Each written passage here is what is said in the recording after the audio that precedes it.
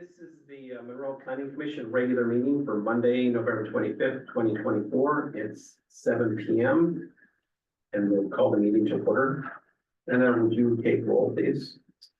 I'd be happy to. Commissioners present in establishing a quorum. Commissioners Blair, Bull, Dawkins, Lockhart, Lowe, Nugent, and Petrino. Thanks very much.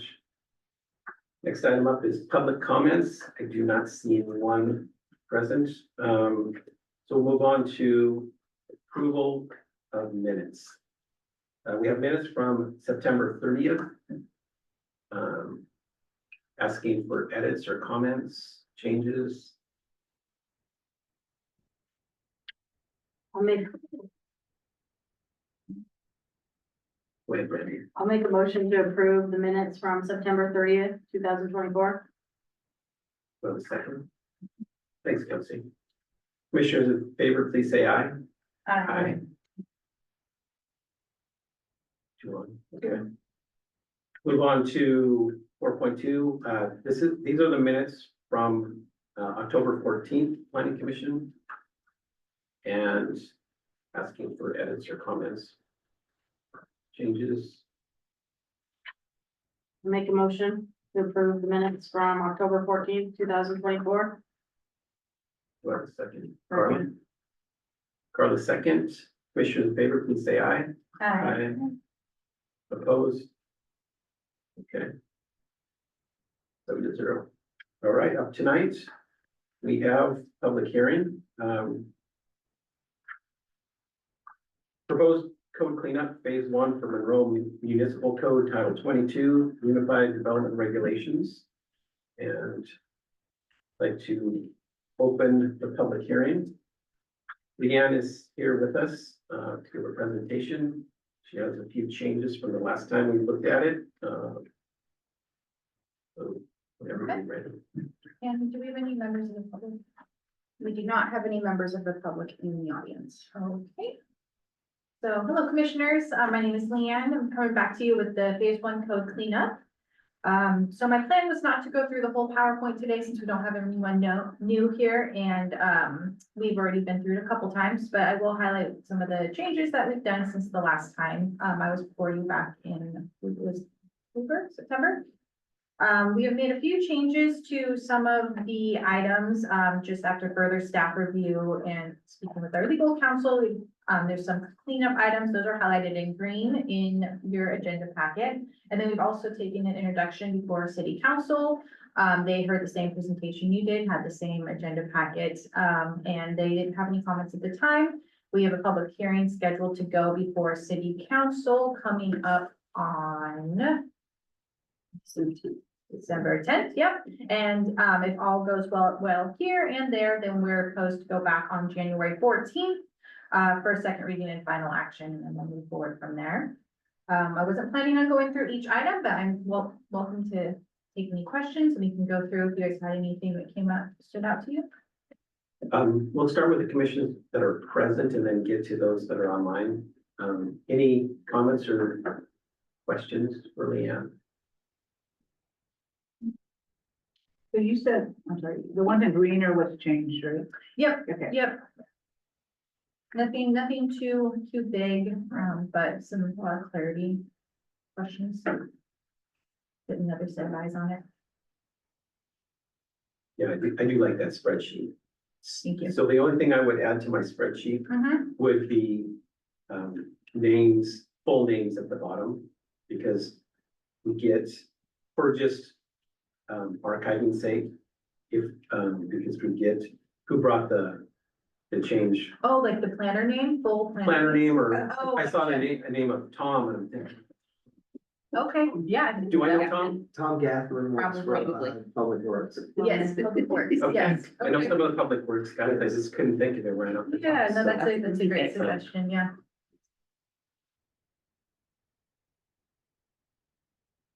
And any hands raised online, Melanie or Bob? I see heads shaking. Okay. All right, Great. we'll proceed. We'll get to the public testimony portion. And Hannah, do we need to go, since we have no public present, you want to go through the whole checklist just to be official? It's still like motions. Okay. Yeah. I'm gonna ask for a motion to open the public testimony portion of the hearing. I'll make a motion to open the public testimony. Thanks, Brandy. No, second. Thanks, Kelsey. Typically ask for speakers to give their name for the record. There are no public speakers. Do we all vote on that motion? Oh. All in favor of the motion to open the public testimony portion, please say aye. Aye. Opposed? Thank you. Thanks, Anna. And she's good at keeping me in line.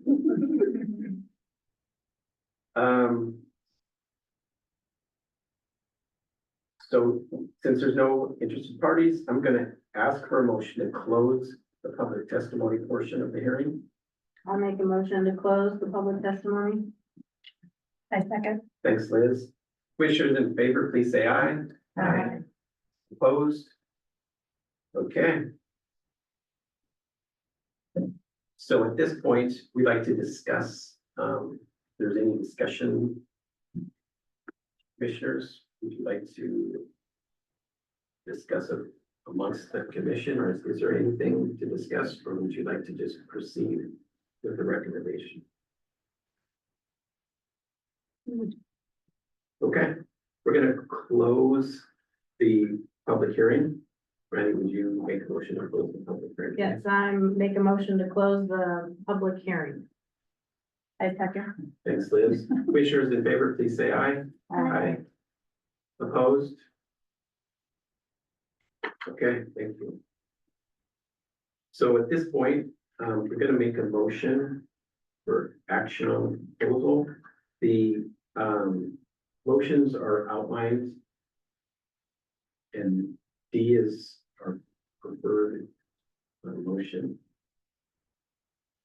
Everybody have that up here. Melanie's hand is raised. Oh, good. Who's that? Melanie's hand is raised. Oh, she's always good at making the motion. Go ahead, Melanie. I move to direct staff to draft findings of fact and conclusions of law, recommending that the Monroe City Council approve the proposed amendments to MMC Title 22 Unified Development Regulations and MMC 5.48 Licensing Zoning of Sexually Oriented Businesses. Thank you, Melanie. Thanks, Carla. All in favor, please say aye. Aye. Opposed? Motion passes. Okay, 7-0, Hannah. Perfect. You didn't ask your question. I was all ready.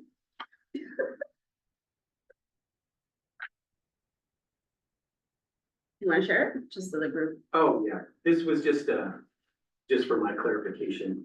I was trying to figure out, the supportive housing, why some were conditional and why some were permitted in, different zoning areas. I was trying to, intuitively figure it out, but, there's some expertise involved, so I'll let, Leanne and Kate explain. Yeah. So for the permanent supportive housing, it's coming out of a state law, and we used as our two guiding land uses, hotels, and then if hotels weren't permitted, we looked at attached housing. So anywhere hotels are permitted, the use was, outright permitted for the most part, and then if we had zones where attached housing was permitted, but hotels were not, a lot of those ended up being conditional. An example of that is the, mixed-use neighborhood, and then the downtown residential neighborhood. Those are conditional uses. And then the other conditional uses are where, hotels are permitted, but attached housing is not. So the industrial transition, think down by that new building off of Brownlands Boulevard, or the tourist commercial. Same thing, there's no housing uses in there, so that's conditional because hotels are allowed. So that was the reason behind that, bring us into compliance with state law. Yeah, and so for those who are familiar with adult family homes, this is kind of a larger version of an adult family home that has surrounding services provided either on site or they have access. And so again, we're following state law. And I'm glad you asked that question, because I had to do a little research. That's usually, the terminology you usually hear is wraparound services. Yes. Right? Yeah. Okay.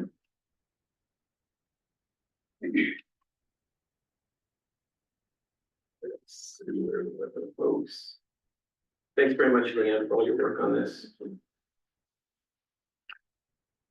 Like I said, we have gathered data for a couple of years and get in, no debate, right? Yes. Very nice.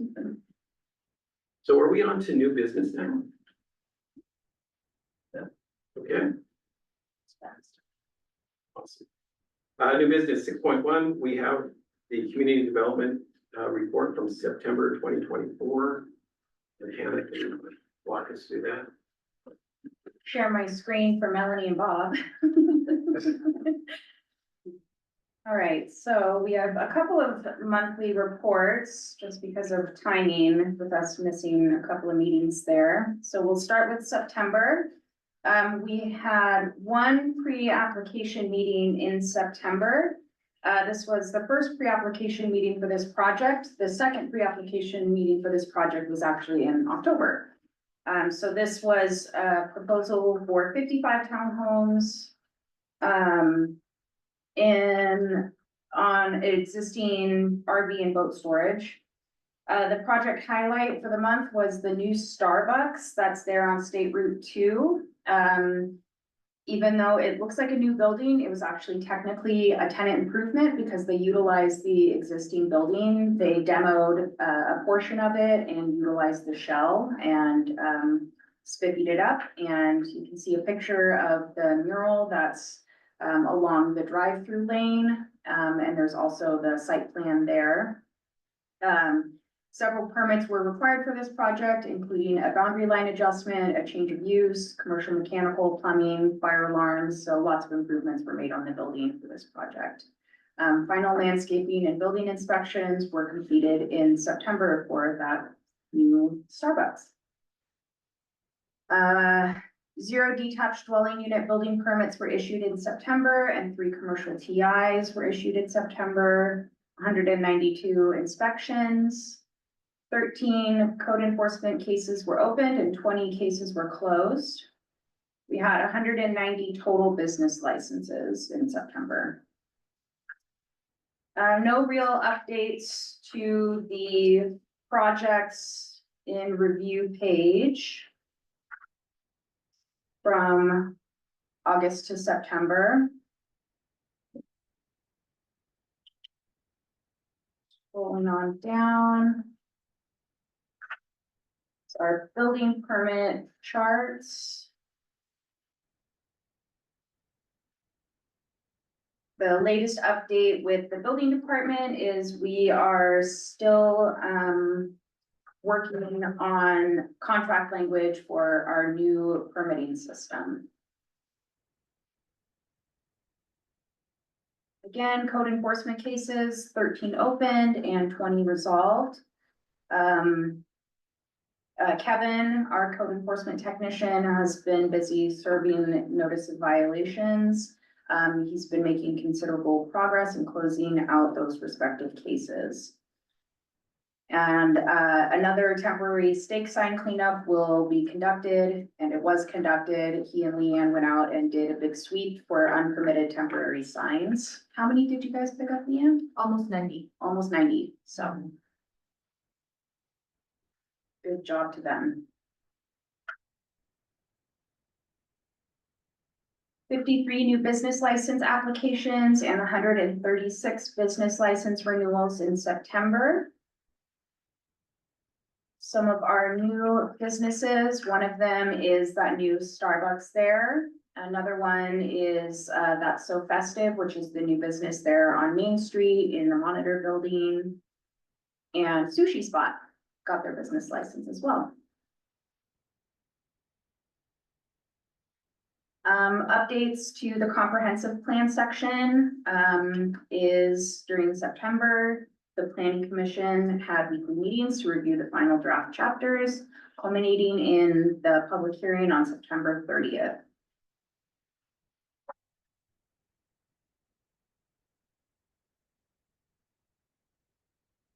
There's been some updates to the code amendment section.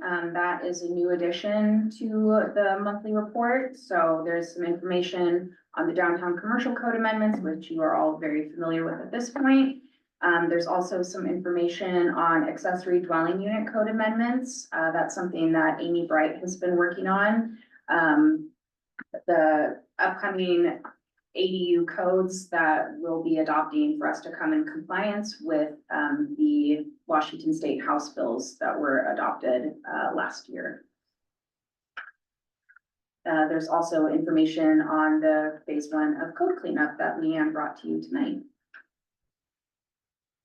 No updates to the annexation sections in September. We do have an update of, it's late breaking as of last week. The Connor annexation, they resubmitted their legal on this one. It's a learning adventure. WashDOT owns Tester Road. Didn't know that. It's part of the 522 right of way. And they have been in a process with Snohomish County to give a portion of that land back to the county, which the county would then have to give back to us. And so the legal, because typically what, with an annexation, you do it to the end of the right of way. So the county says, city, you are now responsible for maintaining it. So in this instance, we had to create a boundary that does not exist yet. So it basically goes to the fence between 522 and I guess that's the south side of Tester Road. So it's been a very interesting project. It should be simple. It should have been done 2 years ago, but this right of way has just made it really challenging. So hopefully we'll get it done first quarter of next year. It's small enough to meet the exemption criteria for the Snohomish Boundary Review Board. It's all been about right of way. So new legal came in and I'm excited to hopefully see that thing get finished. Been a long time in the making. So, but the DOT only owns a portion of Tester because it veers pretty far off. They own it quite a ways back. Okay. It goes past the high school a little bit further. That's south, I get confused. A little bit south. So it goes in front of the Connor property and then a little bit further south. It's a huge swath. Okay. Yeah. Including the roundabout, our roundabout at the end of Tester, that's also in the right of way. It's huge. Yeah.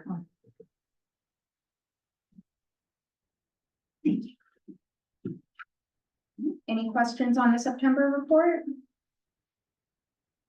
Oh, sorry, I do have one more update on Monroe 30. So a interlocal agreement was required with Snohomish County. And it's because our master interlocal agreement has expired. We are still working on this behemoth project. So we wanted to do a specific one for this because the county said, we're not going to support your annexation when you go to the BRB until you have this. City council approved it last Tuesday. And so the county is supposed to also approve it before the end of the year. So that should be finalizing at least the annexation portion. The city council will not adopt this annexation though until the development agreement is approved. And that would, annexations don't come to you, so I can't remember how much I explained, but on this one, we need parkland. It was identified in the pros plan that this particular area get parkland. So parkland needs to be dedicated. We also required a mix of housing types, which is something that we're trying to accommodate for more people. So there's a requirement in that as well. And so this development agreement, which is a negotiated contract with the city council, will include these items. So the city council cannot finalize the annexation until first it goes to the BRB. That's the Boundary Review Board, sorry about that, which required this interlocal agreement. So we got through that hurdle. So we've got a couple more. So boy, I said so way too many times. Anyway, we're making progress on that one as well. I'm hopeful that we'll see it moving forward in quarter 1 of 25 as well.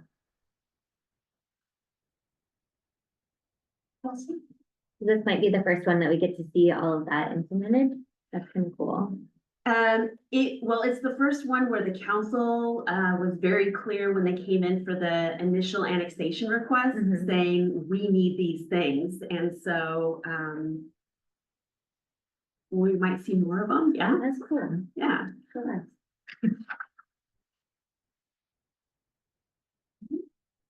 Moving on to October.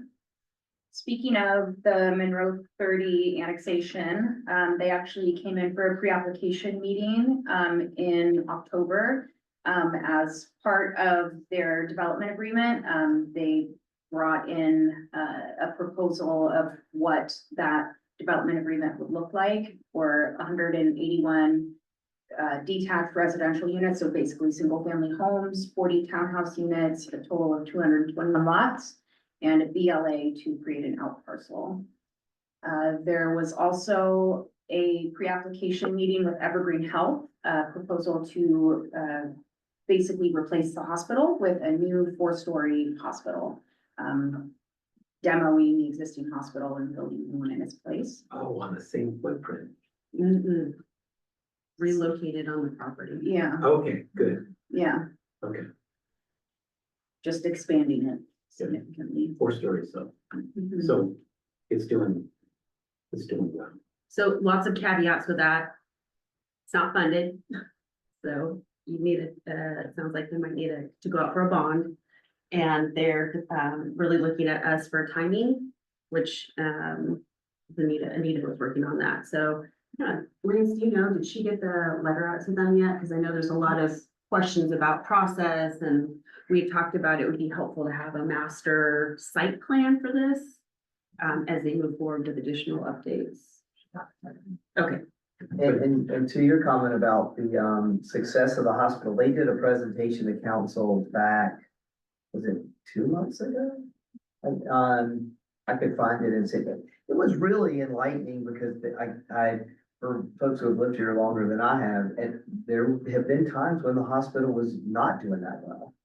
And they're expanding and bringing in a lot of new services so that surgical and diagnostic services that they have not had here. So it'll be providing more services locally so people won't have to travel. But it was a really good presentation. I could find it and send it to folks. I found it pretty fascinating. So, but they will have to go out for a bond, and it probably won't be small.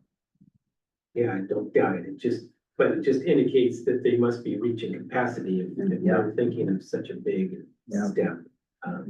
They have capacity issues. Now, the hospital, Evergreen Hospital here in Monroe is separate from Evergreen in Kirkland, correct? That is correct. The hospital in Monroe is actually a public hospital district for most of East Snohomish County. Evergreen Health is the current vendor who is managing and operating. It's still a little it's not crystal clear to me on the full organization. If you go on the website trying to figure out how that's tied in between the public hospital district and the Evergreen, they have different oversight boards that have representation from the public hospital district that is different than Evergreen Health.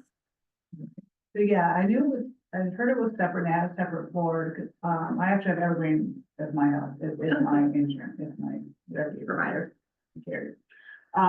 But everything I can do in Kirkland, I can do mostly. So it's all kind of integrated, Yep. but they're separate. Yep. So it's really kind of a different deal. Yep. But, it's interesting. So they won't get any support from the main hospital then, as far as rebuilding. You're talking about the financing? Mhm. No, this is, Because it's separate. it's so they its won't own get any entity. Price like that, okay. Mhm. Good question. And then the last pre-app we had for the month was a preschool with an outdoor play area in parking spaces in front of the building. This is in the DSHS building by Safeway. For building permits, we had more, that should say detached dwelling units. We had more detached dwelling units and commercial TIs in October than in September. We also had more building inspections and business licenses in October than in September. Our project highlight for the month is Stanton Station. The townhome building permits have been issued for the plat. The project is a 22 lot plat. It began in 2019 as a preliminary plat.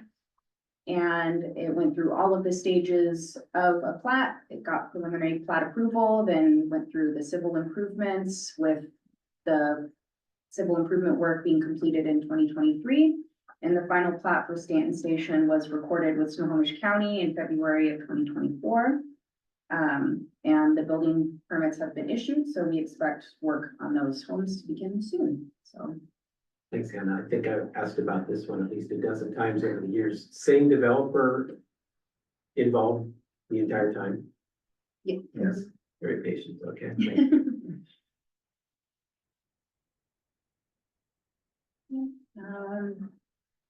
No major changes on the project page here.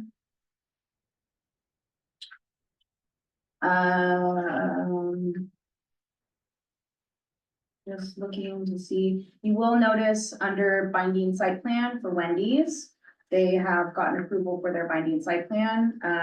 We're just waiting on recording. There was some minor language changes on their easements that they had to send back into us for approval. So that's just taking a little bit of tweaking, but other than that, Wendy's is moving forward. They've submitted their building permit applications and everything. So Wendy's is moving along. I'm sure everyone will be happy to hear that.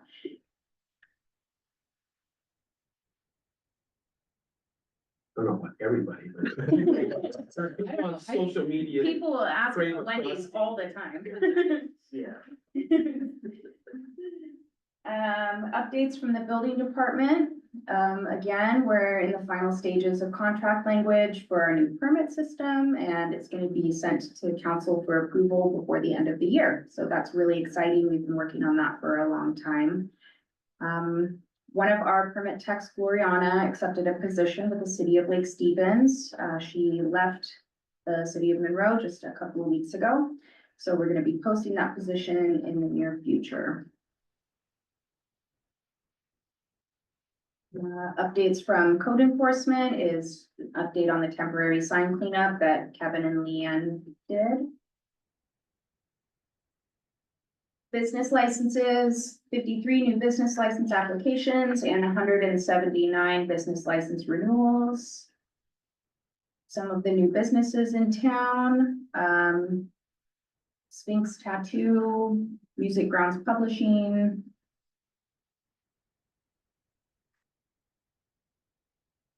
No updates in the comprehensive plan section or code amendments. So.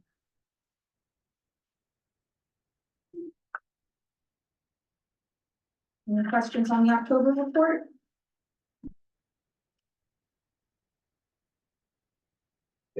Thanks very much, Hannah. Yeah.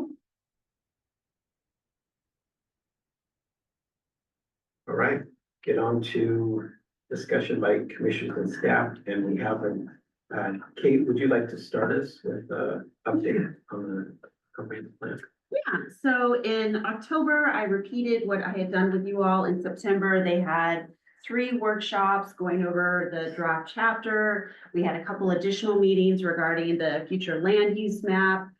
We had a neighborhood full of concerned residents begin speaking at council. The public hearing was held on November 12th. It was a 2-hour meeting. I cannot believe I spoke for an hour and a half. But at the end, the city council accepted the planning commission's recommendation with 2 requested changes to the future land use map. Those are to remove the mixed use designation for the Strawberry Lane neighborhood, which is south of the hospital. And there was a request to remove the mixed use identified up Chain Lake Road. So I will be going back to them on December 3rd with first reading of ordinance. With those 2 changes, it did not change our ability to accommodate our 2044 growth, and it did not change our ability to accommodate the housing by income bracket now. So I was very glad we were able to accommodate the requested change. No other requested changes were made. There was, during that presentation, I realized there's one more mapping error that is getting fixed. At the Southwest UGA had been identified as mixed use and then commercial along SR 522. One of the ideas that had been kicked around is making that all mixed use. When we were looking at jobs though, and some further conversation with senior leadership, the request was to retain it. That did not get updated. So it is going back to the 2015 plan. So you'll see the like for like on Strawberry Lane and the Southwest urban growth area. The change on Chain Lake Road, though, we are transitioning from low, medium, high density residential to residential 1 and residential 2. This is part of the work that you all will be doing beginning in January to do that citywide rezone. We are transitioning out of the R4 to R7 is our minimum density, because in all reality, most of the residential development in Monroe is closer to 7 units per acre because they were done under PRDs. The other part is that with the GMA changes and our ability to annex, we need to have a minimum of 6 dwelling units per acre, net acre per annexation. And so as a city, we are supposed to be accommodating growth, and we have the infrastructure and services to support that. So the Chain Lake Road is staying residential. It's just not going to be the low density anymore. It will be residential 1. Any questions? I have a question. Yeah, absolutely. Just about the process. Yeah. So we were involved, 18 months, 2 years. You guys did a really good job about noticing the public, about workshops, and, we get together, different venues. And then after we've got everything, the CAC met, and we had, just dozens of opportunities to offer input, whether it be at any of the local functions or, with Lake Ty or, belonging or any of these events we have in town. And then it comes to the final product and social media storm, and then things, get a little contentious or heated. How is that avoided when the comprehensive plan, for 2035 to 2055 comes around? What's the solution to people saying, hey, I never knew about this until the first public comment period? So I have been thinking about that a lot. This city went way beyond the requirements under state law, and we chose, because of some previous comp plan and zoning change, citywide rezones that do not require public or notification, we chose to notify everybody in the urban growth area, anybody identified for a change in land use designation. And in hindsight, I don't think it's a bad thing, but I think we need to do it when we started these conversations last October, when you saw that first round of here's possible changes to the future land use map. And at that point in time, reach out with that specific postcard, because that was really, it seemed like we got a big response. I will say the neighborhood that was most concerned, they had Susan Davis's nephew lives there, and so she is the most versed on the comp plan update. She attended almost every meeting. She read every document.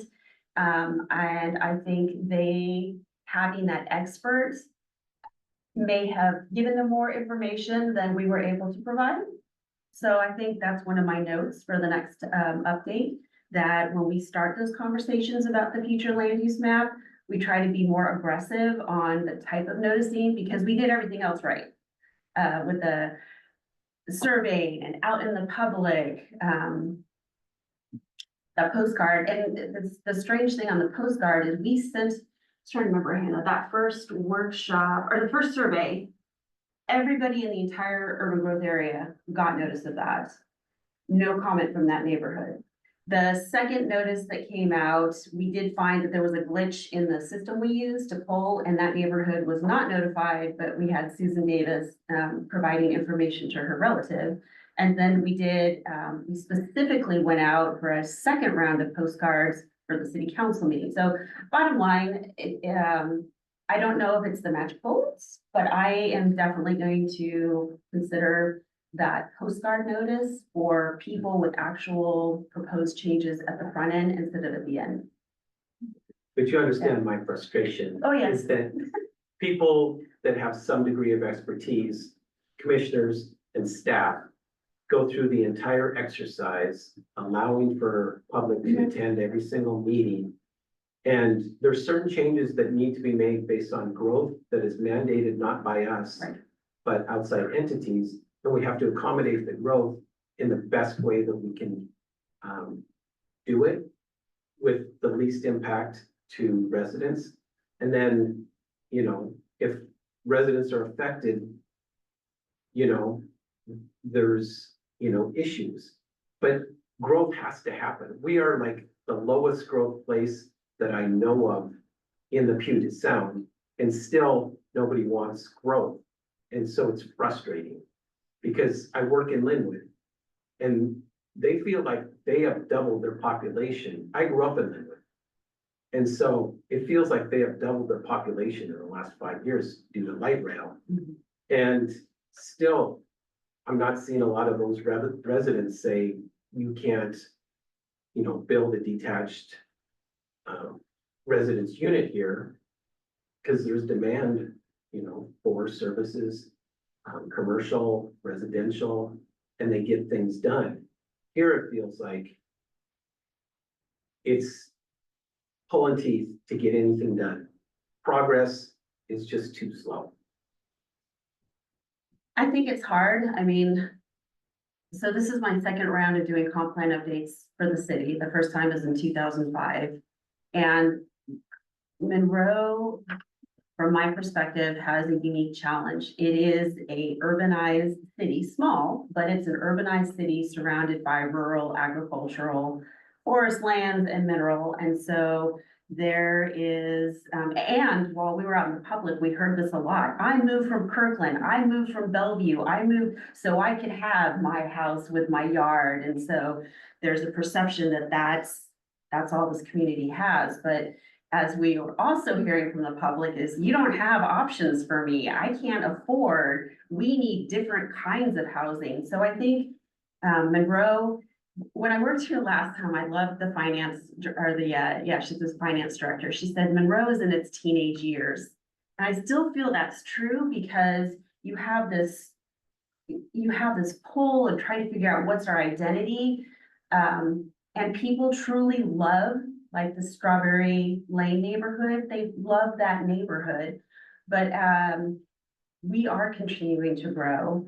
And so it's going to get harder because we are limited on where we can grow, but there's a nostalgia for the type of community Monroe has been historically, and that transition to more density and different types of attached housing.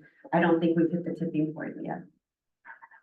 That's my personal impression. And I think we wanted more conversation, and so now the conversation was just a little late, right? Yeah. When those people were showing up, and so I like your idea. I think seeing it on the map hits home for people when they're just being asked to take surveys and then they get busy and they never check back in and go, hey, I wonder what they proposed, you know, and then the postcard shows up and they're like, oh, wait, that's what they had been talking about. And even, you know, those people trying to make time to show up to meetings and stuff, I know that that's hard for people, but yeah, if we could, I think you have a great plan on doing that earlier and we get a lot more dialogue.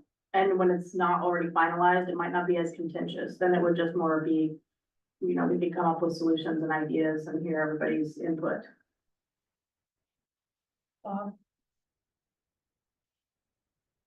Go ahead, Bob.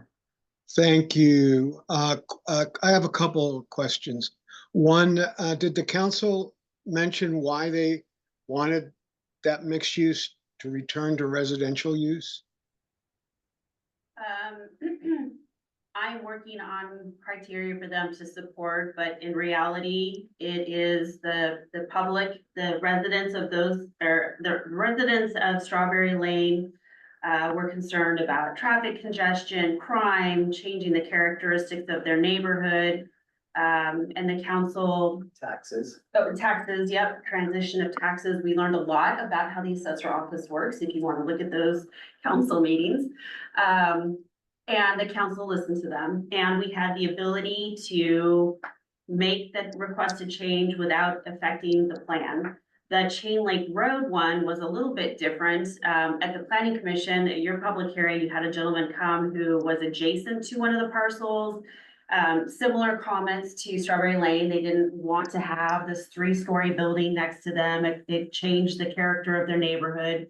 But a bigger concern that was raised was traffic and the turning movements in that particular area. And so, again, the council listened and we were able to accommodate. Yeah, I can understand that, but it's also hard to gauge impacts when there's no plan to build anything. So, but that's just my own thinking.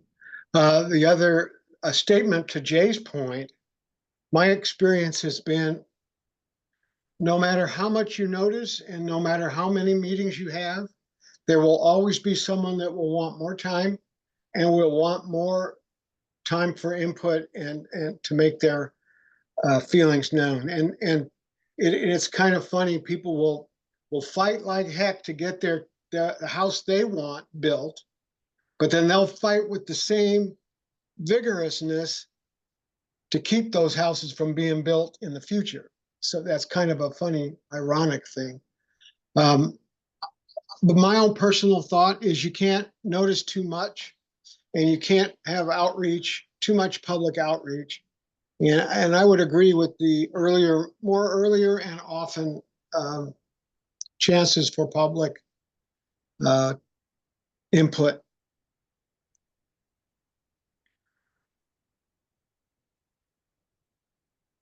Bob, Kelsey. Can we use social media as a way to reach out to the public, or is that kind of We did.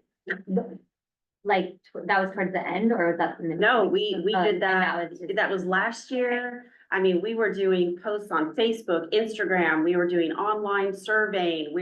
Hey, we're gonna be here in public. Come visit us. I mean, we used It was it. just the map that got all the, Weekly newsletter. I mean, Yeah. It was out there for 2 years. okay, So I think until somebody hears this is gonna affect me. or, Yeah. yeah, until they saw the map that this is the zones that were decided, that's when it went crazy, right? Like, When they received the postcards. Okay. But even with postcards, people discard it.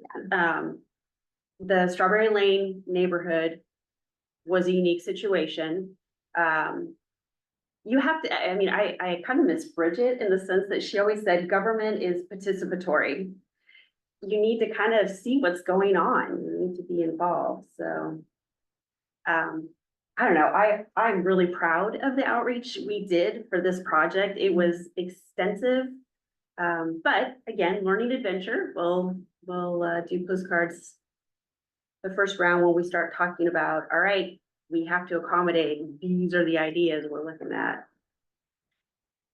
So, I mean, in my experience, it's not uncommon for there to be some changes at the end, just because it becomes a little bit real, I think, for folks, but some of the comments or discussion at city council was people were coming in assuming that this decision had already been made. Granted, it's at the last minute, but it was still time to do that. And council was very open and in the idea that the decision is not made, and they took into account the concerns that the folks had. So that's how kind of public processes go sometimes. But the other side of this is, and we had internal conversation about this, is when we were out doing our public outreach at the events and surveys and whatnot, there is support for the mixed use, and that was one of the things. I think that it was the location. One of the other things I think that I would advocate what Kate was saying in terms of the comments that came up from that neighborhood was affordability. Now, these are more modest homes, but the reality for everybody to keep their eyes open is that one of the reasons that it was on our list as redevelopable Yep, that's right. For some reason, that word never sounds right when it comes out of my mouth, is they're large lots, and the reason they're large lots is because they're all on septic. So that whole neighborhood is zone, and the underlying zoning is R15. I mean, there's a potential for a lot more density in there, and it'll be market driven. There's a good opportunity to do ADUs there, you know, like a lot of the new development up on the hill, those lots are not big enough to do ADUs, so some of the older neighborhoods like this one would be able to take advantage of the new ADU standards where they can do 2 new ADUs on there. So I suspect who knows what the horizon is, but we'll see some redevelopment in there, but they will have to pull in some sewer, which is right there on 149th, which is the road that runs in there. And they had a legitimate concern. There's one way in and there's one way out. But so we'll see. I'm sure that there'll be changes in there, but affordability was one of the issues as well. Like, it was a number of people commented that they had bought their houses from a grandparent or their parents and had lived there. So it is a fairly established, somewhat older neighborhood. And they had, I would add this just because we kept hearing at the very beginning, there was a lot of talk about eminent domain. Oh, yeah. That's like, why? You know, I was curious at why that was coming up. So I started asking around. So we're out there all the time. So I say the parking lot, but the hospital went through a process before they built the kidney center to go through eminent domain. And there were like 10 or 11 houses that got demolished to put the parking lot and that building in. So, and there's a lot of people that live in that neighborhood who were there, and I don't know all the details, but apparently the original idea of what the hospital was gonna do or where they were gonna put that kidney center building, it was not necessarily where they ended up putting it. So those kind of things affect neighborhoods. And when they kept bringing it up, I was like, why is that coming up? So, city's not owning it, but they had some negative experiences with seeing development occur next to them. So I think that factored into it as well.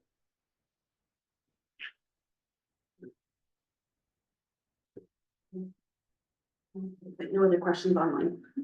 Okay. Well, until Hannah returns, I'll just start with regular commissioner discussions.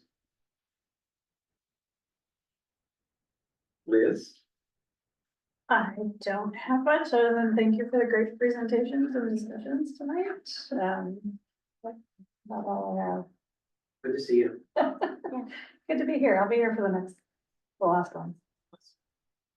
Kelsey? I went to a tree install down on Big Sue's Creek last weekend in Cummington, and I saw like how going backwards from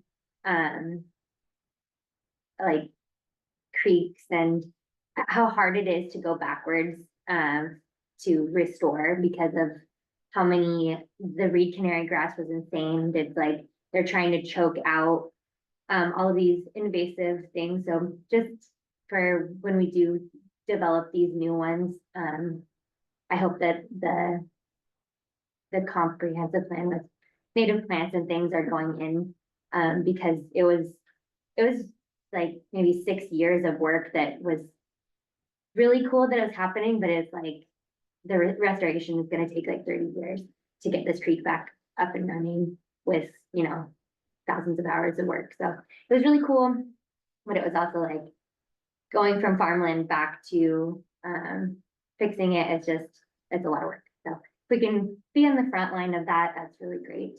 And that's all I have. Carla? I know we had kind of a crazy last week with the storm we had, and Did you lose I power? didn't, Did you lose power? oh yeah. I went out Tuesday, didn't come out until Thursday. We're out for a long time. I know just talking from people in a couple other cities, how that is, how much work and cleanup they have with debris. How was Monroe as far as cleanup and?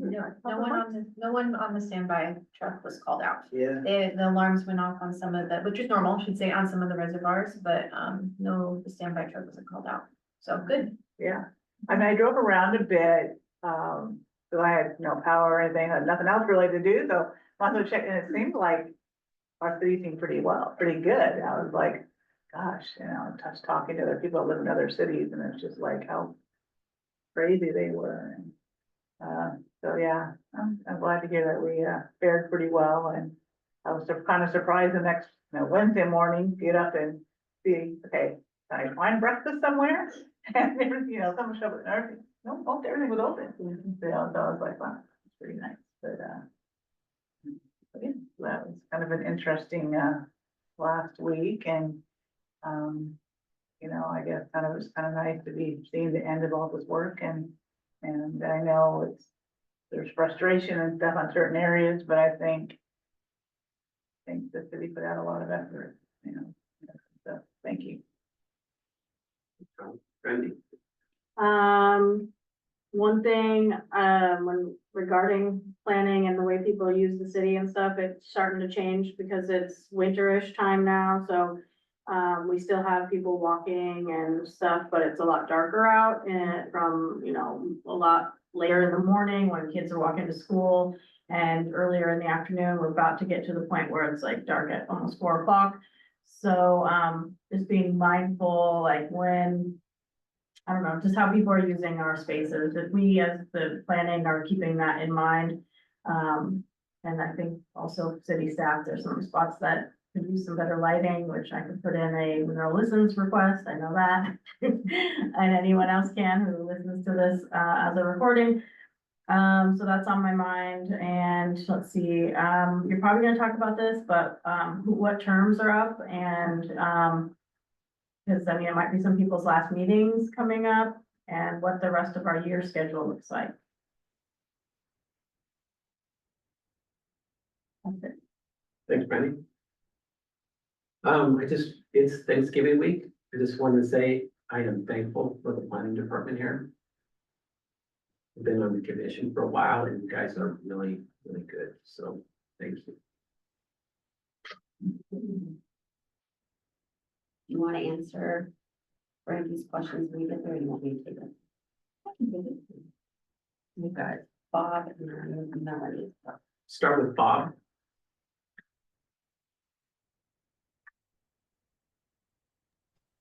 Happy Thanksgiving, everyone. Be safe, be stuffed, and be safe. And a special thanks to staff. This staff here, you guys are pretty good. I've been around a lot of staff, and you guys are some of the best that I've worked with. So very confident in even in Lance. So it's pretty good. Thank you, Bob. I also want to mention something that I'm working with through the County Human Rights Commission that I also sit on. There is something that we do every year, annual event. It's called the Point in Time Survey, where we go out and no other way to put it, we take a census of the unhoused people in our community, and we need volunteers to help us with that. And it doesn't happen until late January, so it's kind of early yet, but try to keep that in mind if you have some. It happens during a work day, so if you have some extra bandwidth in the end of January, think about that. It's a very eye-opening experience. It's a very humbling experience. But it also reminds us of why we do what we do in planning and why it's important for us to know why we do it, why we're here. So I'll get information out in the next couple weeks. Thanks, guys. Well, what organization heads that up? Take the next step. You familiar with Take the Next Step? It's one of the, it's a volunteer organization that handles a lot of our work with the vulnerable population, provides counseling in the high school, in the junior high, middle school. So they do it, and I have a contact there. We can get in touch with Mike if anyone wants to be involved with that. Okay, thank you, Bob. Happy Thanksgiving. Happy Thanksgiving. Melanie, Thanks for the information, Bob. I'm the board chairman for Take the Next Step. So I'm very familiar. But also just want to say happy Thanksgiving. Thank you to staff for all the information and the follow-up with the comprehensive plan stuff. I like that. Even though like the city did an amazing job with getting information out and involving the public, there's still little pieces, as you can see, that come up either unexpectedly or there's just, you know, those tiny little maybe cracks in the process that we learn from and grow from and maybe make changes and adjustments for later. So thank you to the city's attention to all that. I apologize for kid noises in the background. But also everybody take care of yourself because sickies are going around. Take your vitamins, drink your fluids, get enough sleep, wash your hands. So thank you, everybody. thanks, Melanie. Lance, Just real quick, city council did pass the budget. And which was, you've probably seen, I know the county's going through their budget process, which has been a little bit tough, and city of Everett was one. We were looking at, cutting services. Like the city was able to do a pretty status quo budget, which was good. And had to cut some requests out of there. One that was near and dear to our hearts is the permit tracking system, which stayed in there, which was good because we've been working for the last year or two. Well, it's a bit of need that's been identified for years, but we have been working with the company for years. So that is going to move forward. Just one real quick note. The city is working with the PUD to finalize a development agreement with them. I don't have a timeline for that to occur, but to be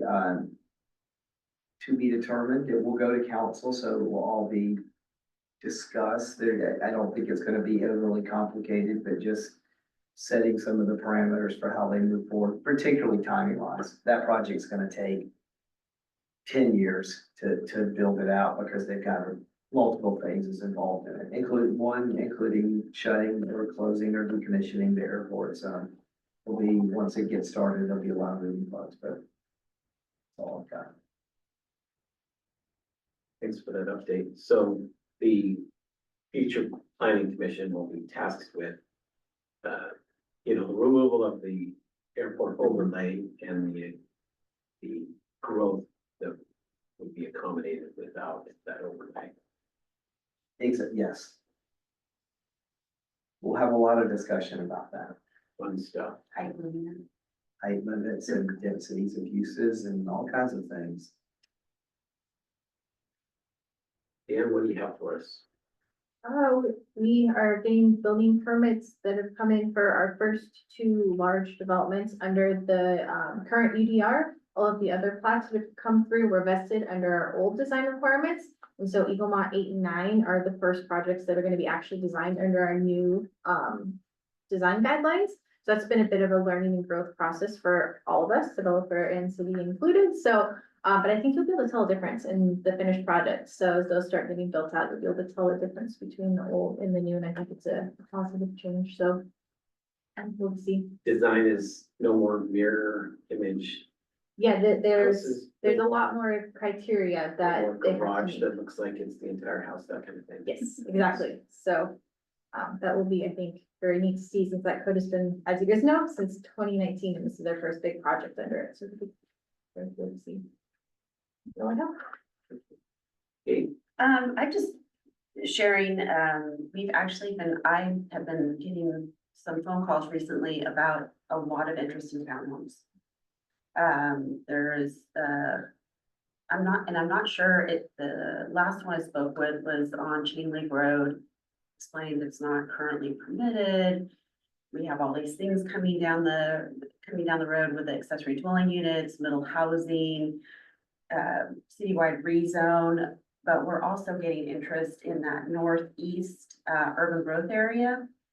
It's not in the city yet, but, that is on our work plan next year to get it annexed. And there's been interest in townhome development in that area, and as, Hannah was talking about, that Monroe 30 is also wanting, so that's, I think we have the potential of seeing a lot of townhome developments with some upcoming code changes. Anyway, you can talk them into row houses with the garage in the back. We can't require it. We allow it. I mean, it's, I agree with you. It would be fantastic to get to have some of that design here. yeah. I don't know, I'm a little surprised the city got rid of the PRD code, because to me, that's where you get to have that creativity, deviate a little bit. You get what you want by giving a little bit, and so with the design standards, maybe in the future. Look forward to it. One other thing that I would add to that, there hasn't been a final decision on it yet, but the county has 2 requests for UGA expansions as a part of their comprehensive plan update.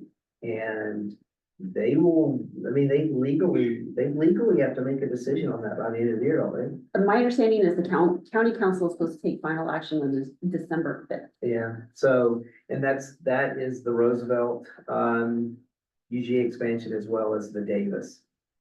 One's just on the north, so that also could potentially lead to additional annexations. And a lot more work for the planning commission and staff Yes. to read the new comp plan. We don't know where that's gonna come out yet. But we'll know soon. Couple weeks. I mean, you're up. My turn. So to answer Brandy's question, we have 3 terms ending at the end of the year. Liz, Jay, and Brandy. Sad to say, Liz and Jay won't be reapplying. So we're gonna be losing 2 great commissioners, a really great chair.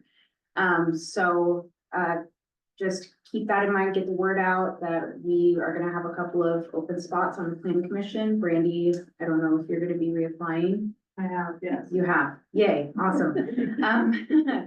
Also keep in mind, that we will be holding the election for chair and vice chair at our first meeting of the year, in 2025. So, keep that in mind on who you would like to nominate for chair and vice chair. For the last meeting of the year, we are gonna be canceling the December 23rd meeting just because it's the week of the holidays. It's just gonna be tight timelines. So our last meeting of the year is going to be, what is that, December 9th.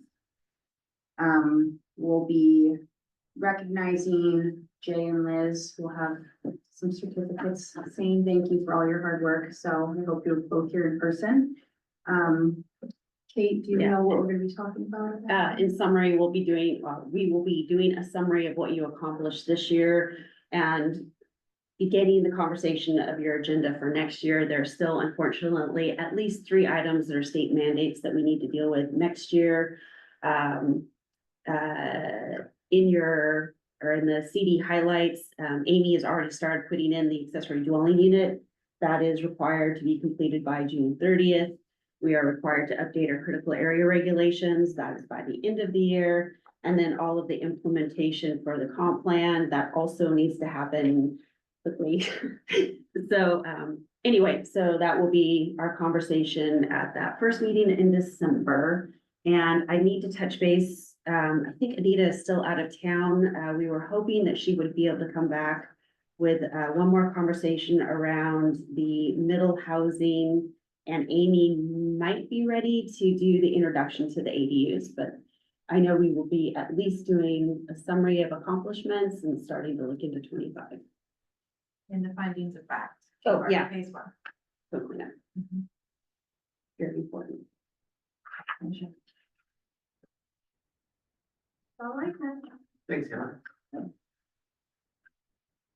If there's nothing else, I would ask someone to make a motion to adjourn. I make a motion to adjourn the meeting. I'll second. Thanks, Carla. Commissioners in favor, please say aye. Hi. Opposed? Motion passes. But let's get going. Awesome. Thank you. Thank you all for being here. Thanks, everyone. These chairs are amazing.